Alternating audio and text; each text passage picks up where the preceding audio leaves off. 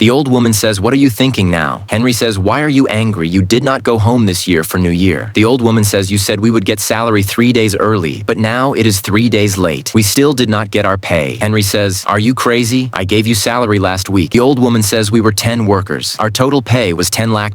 You gave only 1 lakh. Why?" Henry says, 1 lakh. What are you saying? I gave full money. The old woman says, "You are wrong. You only gave 1 lakh. Look, can this be 10 lakh? If you do not pay full today, I will not leave." Henry says, "Do not be angry. Have I ever taken your pay before that? I would take it now." The old woman says, "Before the amount was small, I cannot believe this." Henry says, "Do not say that. I will find out now who gave you the money." The old woman says, "The manager gave it." Henry says, "I will call him now and ask. He will talk in front of us, and we will know where the money went. Do not worry." The old woman says, "Fine, I will trust you again." Henry calls the manager and says, "Come to my office fast." The manager comes and says, "What happened, boss? You called me?" Henry says, "Yes, I gave you $10 lakh for workers' pay. How much did you give them?" The manager says, "I gave full amount. Why would I give less?" Henry says, "I gave you 10 lakh and they got only 1. Tell me why." The manager says, "I do not know." Henry says, "You gave them yourself and do not know where it went." The manager says, "I gave the money to my assistant to give them." Henry says, "I do not care. Call her now and ask where the rest went." The manager says, "Fine," takes his phone and goes out. Henry stops him and says, "Talk to her here." The manager nods, calls his assistant in front of Henry. The assistant comes and says, "Yes, boss, you called me." Henry says, "I gave the manager 10 lakh to pay workers. He says he gave it to you. Now they got only 1 lakh. Where is the rest?" The assistant says, "I do not know anything." Henry says, "He does not know.